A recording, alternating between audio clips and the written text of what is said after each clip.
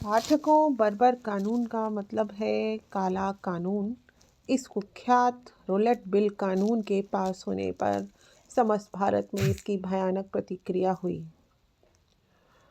सन 1918 में अंग्रेज़ों ने रोलेट बिल पास किया। भारत रक्षा विधेयक समाप्त होने के तुरंत पश्चात अंग्रेज़ों की इसकी आवश्यकता क्यों पड़ी?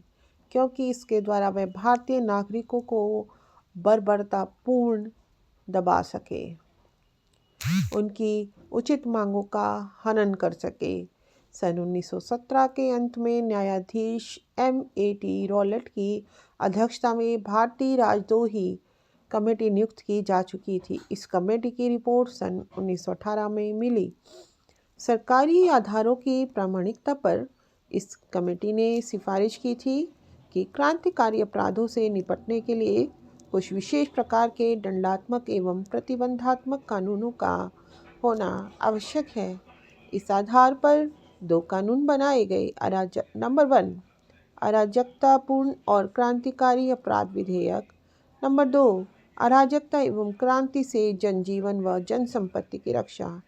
इन कानूनों का वास्तविक अर्थ यह था कि भारतीय राजनीतिज्ञों का दमन एवं क्रांतिकारियों को बिना सबूत गिरफ्तार करके गुप्त न्यायालयों में सजा देकर फांसी तक पर भी लटका देना, संदेह पर भी गिरफ्तार करके सजा देने की व्यवस्था इन कानूनों में थी। यही नहीं, बिना वारंट गिरफ्तार करना और 3 वर्ष तक गुप्त कैद में रखना। न वकील, न दलील, न अपील, किसी की भी पहुंच के बाहर वाले थे ये कानून। उपयुक्त काले कानूनों के विरोध में सारा देश एक होकर उठ खड़ा हुआ। असंतोष, क्षोभ एवं विरोध के बादलों के झमघट चारों ओर दिखाई देने लगे। ब्रिटिश सरकार को सचेत करते हुए सर तेज बहादुर सप्रू ने कहा, श्रीमान, सारे देश में क्रोध छाया हुआ है। जगह जगह अनेक विरोध सभाएं हो रही हैं।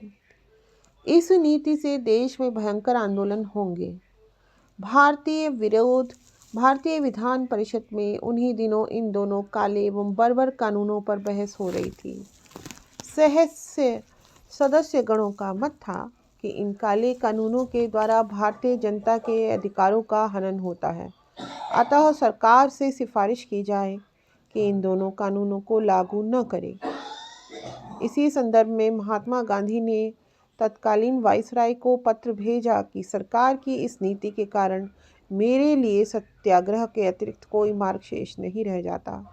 सरकार यह देखकर आश्चर्य में आ गई कि काउंसिल में बाहर तो विरोध हुआ, किंतु अंदर भी विरोध कम नहीं है।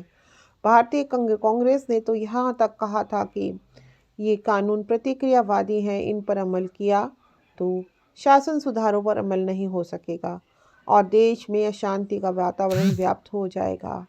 काउंसिल में भारतीय प्रतिनिधियों द्वारा इन बिलों का घोर विरोध किया गया। पंडित मदन मोहन मालवीय ने कहा कि मैं सरकार से अनुरोध करता हूं कि सरकार इन बिलों को लागू न